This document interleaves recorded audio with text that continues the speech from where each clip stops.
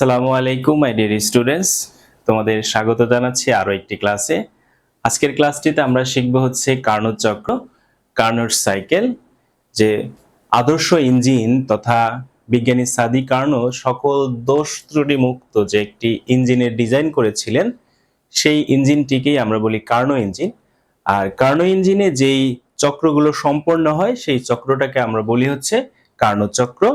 তো কার্নোট চক্র শুরু করার আগে আমরা কার্নোট চক্রর পরিচয়টা যদি এভাবে বলি যে যেই চক্রে অবিরামভাবে শক্তি সরবরাহ করে যে চক্র সম্পন্ন করে সেই চক্রটাকে আমরা বলি হচ্ছে কার্নোট চক্র।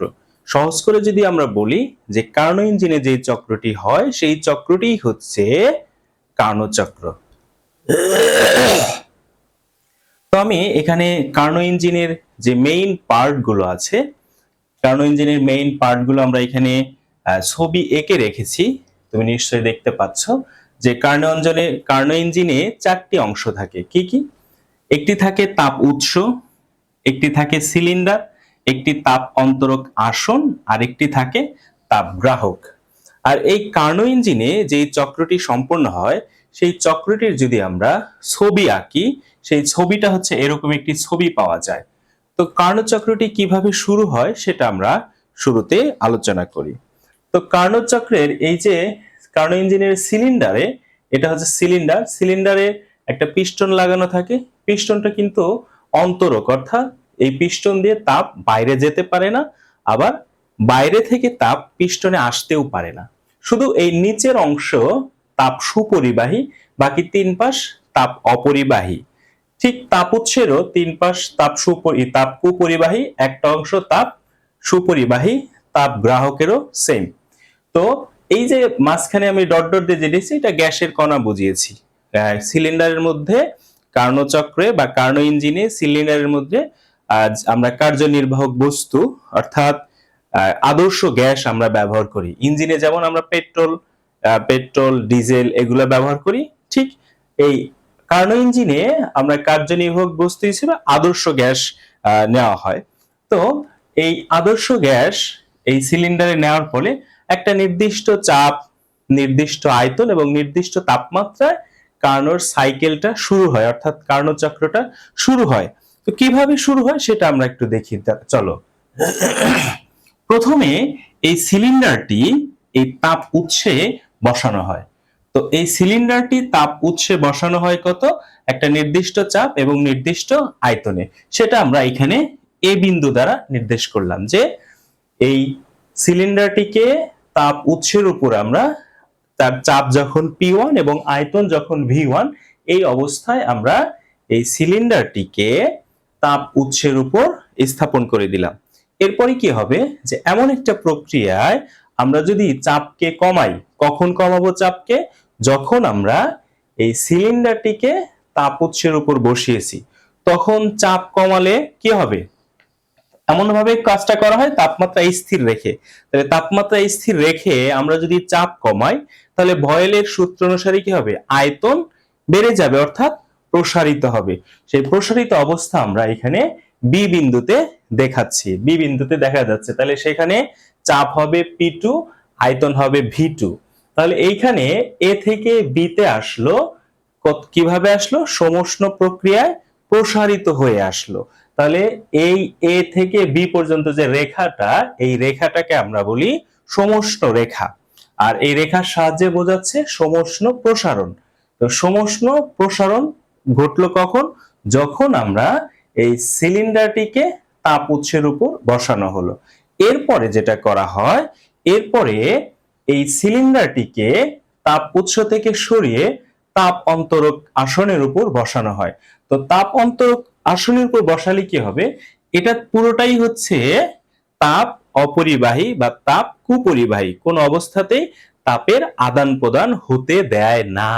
তাহলে যেহেতু তাপের আদান প্রদান হতে দেয় না, তাহলে কি হবে? সে কি তাপ বাইরেও আসতে পারবে না, বাইরে থেকে তাপ ভিতরেও যেতে পারবে না। অর্থাৎ এইখানে যে তাপ উৎস থেকে তাপটা এই কার্যনির্বাহক বস্তু গ্রহণ করলো, সমষ্ণ প্রক্রিয়ায় গ্রহণ করলো, সেই তাপটা কি করবে?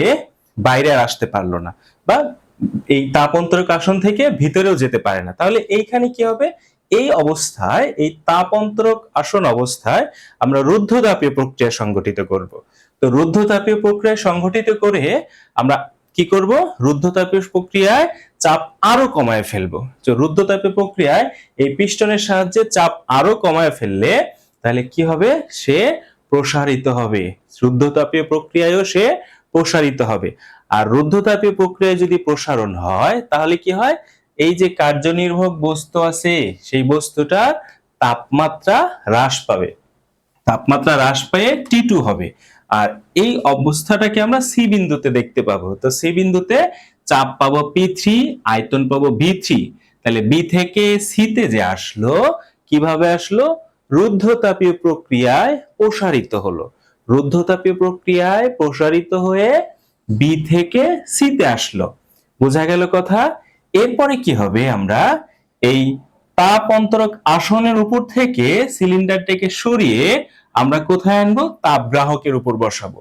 তো তাপ গ্রাহকের উপর বসানোর পরে কি ঘটনা ঘটবে দেখো। তাহলে তাপ গ্রাহকের উপর বসানোর পর আমরা আবার কি করব, ওই সিলিন্ডারটির এই পিস্টনের সাহায্যে সিলিন্ডারটির চাপ বৃদ্ধি করে দিব। তো চাপ যদি বৃদ্ধি করি তাহলে কি করবে, তাহলে চাপ যদি বৃদ্ধি করি তাহলে সে বয়েলের সূত্র অনুসারে কি হবে, বয়েলের সূত্র অনুসারে সংকুচিত হবে।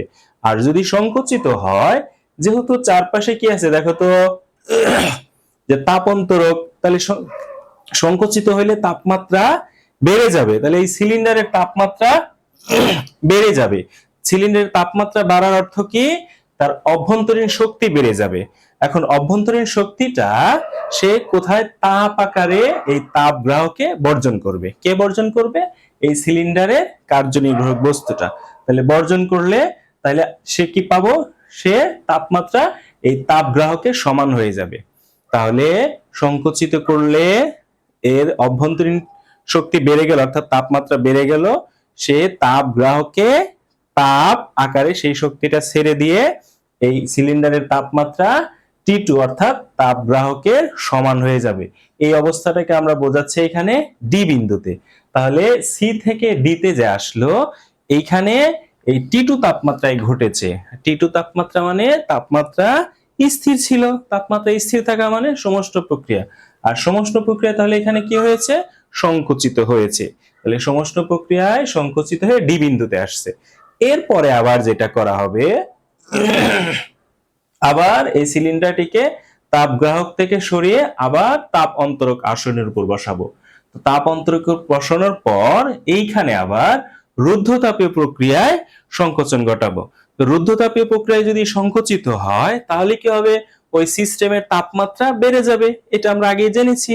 তাহলে রুদ্ধতাপীয় প্রক্রিয়ায় সংকুচিত হলে সিস্টেমের তাপমাত্রা বেড়ে যাবে, অর্থাৎ এইখানে যে কার্যনির্বাহক বস্তুটি আছে সেই বস্তুর তাপমাত্রা বেড়ে গিয়ে তাপ উৎসের তাপমাত্রা সমান হবে। তো তাপ উৎসের তাপমাত্রা সমান হওয়ার পরে তাহলে কোথায় আসবে, সে আবার এ বিন্দুতে আসলো। তাহলে এইখানে কি ঘটবে, ডি থেকে এ তে, এটা হচ্ছে রুদ্ধতাপীয় সংকোচন। এই প্রক্রিয়াটা বারবার ঘটতে থাকে হচ্ছে কার্নো ইঞ্জিনে। তাহলে এটাকে আমরা কার্নোট চক্র বলি। তাহলে সারাংশ যদি আমরা বলি, কার্নোট চক্রে কি পাচ্ছি দেখো তো, কার্নোট চক্রে আমরা দুইটা প্রসারণ পাচ্ছি, একটা সমষ্ণ প্রসারণ আর একটা রুদ্ধতাপীয় প্রসারণ, আর দুইটা সংকোচন পাচ্ছি, একটা হচ্ছে সমষ্ণ সংকোচন আর একটা হচ্ছে রুদ্ধতাপীয় সংকোচন। অর্থাৎ দুইবার সংকুচিত হয়, দুইবার প্রসারিত হয়ে এই কার্নোট চক্রটি সম্পন্ন হয়। এখন প্রত্যেকটা চক্রেই কাজ সম্পাদিত হয়েছে। তাহলে আমরা এখন হিসাব করব যে এই কার্নোট চক্রে বা এই সিস্টেমে মোট কি পরিমাণ কাজ হয়। তো প্রথমে আমরা এবি রেখায় কাজ দেখতে চাই। এবি রেখাটা কি রেখা, এবি রেখা সমষ্ণ রেখা। তাহলে এবি রেখায় কাজ, সমষ্ণ রেখায় কাজ। সমষ্ণ রেখায় কাজকে যদি আমরা কাজ 1 বলি, তাহলে আয়তন কি হয়েছে, V1 থেকে V2 তে।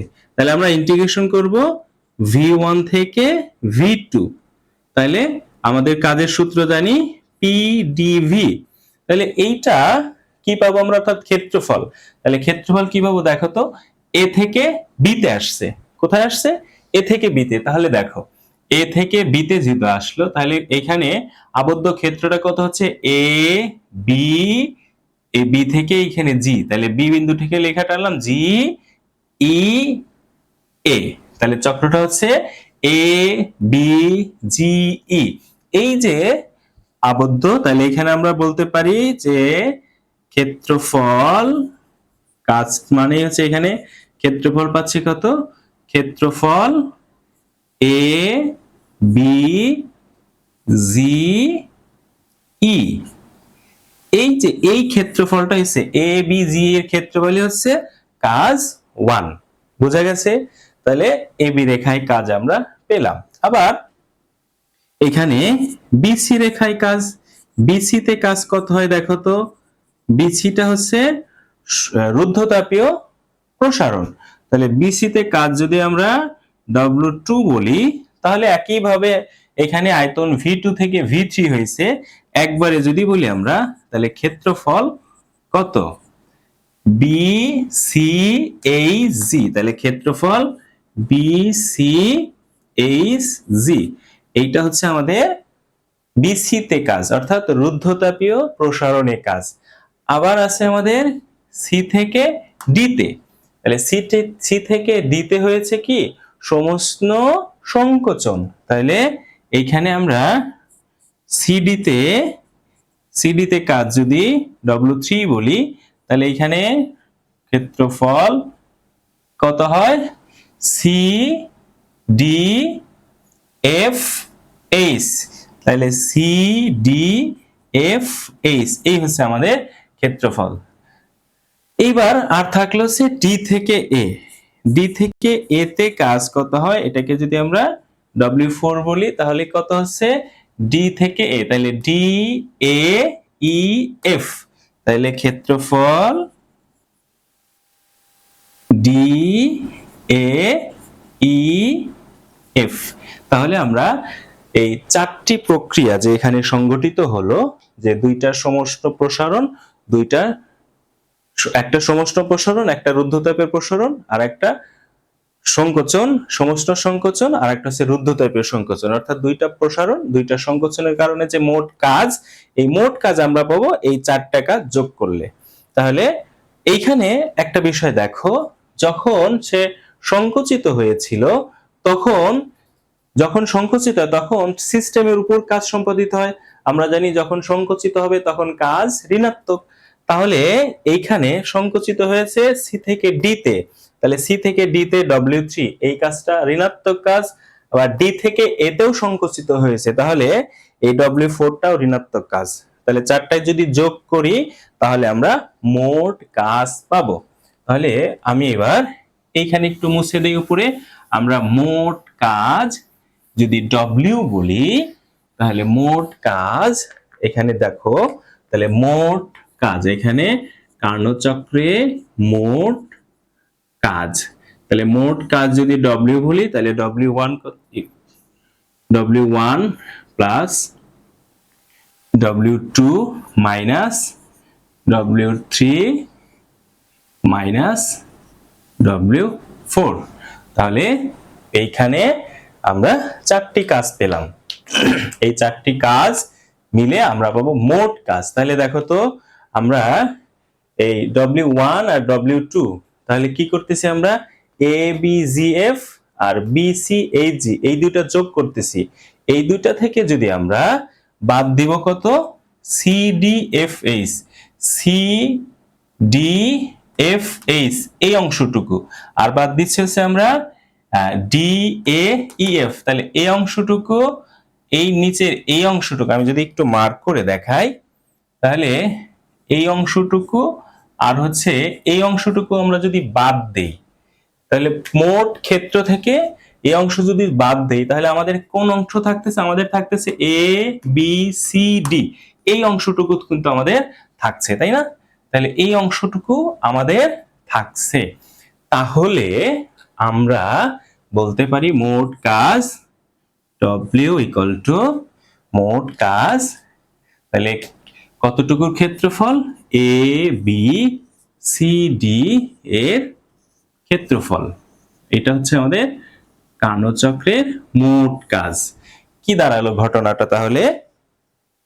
কার্নো চক্রে মোট কাজ তথা কার্নো ইঞ্জিন দ্বারা মোট কাজ কতটুকু হবে?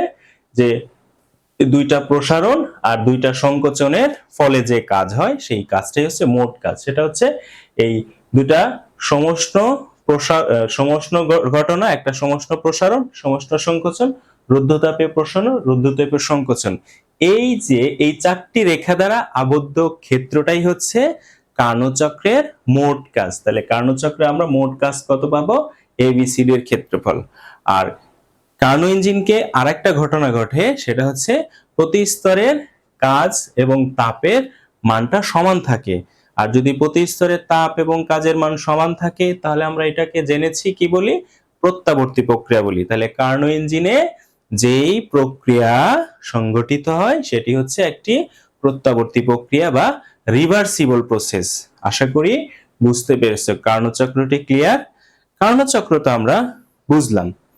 এখন আমাদের আরো একটা জিনিস বুঝতে হবে যে এই কার্নো ইঞ্জিন, যে কার্নো যে ইঞ্জিনটা তৈরি করেছিল যে দক্ষতা বৃদ্ধি করার জন্য, অর্থাৎ সকল দোষ ত্রুটি মুক্ত, যাতে 100% এফিসিয়েন্সি পাওয়া যায়। কিন্তু কার্নো ইঞ্জিনেও কিন্তু 100% এফিসিয়েন্সি পাওয়া যায় না। তো কার্নো যেই কনসেপ্টটা দিয়েছিল, যদি এই এখানে দুইটা তাপমাত্রায় কাজ করে, একটা হচ্ছে তাপ উৎসের তাপমাত্রা আর একটা হচ্ছে তাপ গ্রাহকের তাপমাত্রা। কার্নো ইঞ্জিন যেটা ধারণা করেছিল বা সে কনসেপ্ট দিয়েছিল, যদি উৎসের তাপমাত্রা 300 কেলভিন আর তাপ গ্রাহকের তাপমাত্রা 0 কেলভিন হয়, শুধুমাত্র সেই অবস্থাতেই হচ্ছে 100%, সেই অবস্থাতেই 100% কাজ করতে পারে, সেই অবস্থায় 100% কাজ করতে পারে। যদিও এটা এখন পর্যন্ত পসিবল হয়নি।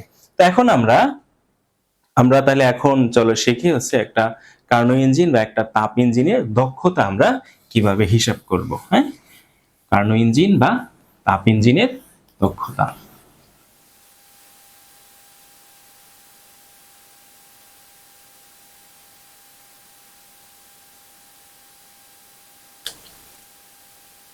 ওকে, এখন তাহলে আমরা ইঞ্জিনের দক্ষতা বা ইফিসিয়েন্সি হিসাব করা শিখব।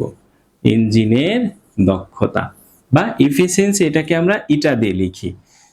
ইঞ্জিনের দক্ষতা বা ইফিসিয়েন্সি হচ্ছে একটা ইঞ্জিন যেই পরিমাণ কাজ করে আর যেই পরিমাণ শক্তি সে শোষণ করে, এই দুইটার অনুপাত। অর্থাৎ ইঞ্জিনটা যদি মোট Q1 পরিমাণ শক্তি শোষণ করে আর W পরিমাণ কাজ করে, Q1 পরিমাণ শক্তি শোষণ করে কোথা থেকে? তাপ উৎস থেকে। এটাকে আমরা শতকরায় প্রকাশ করি 100%। তাহলে এটা ইকুয়াল টু কি লেখা যায়?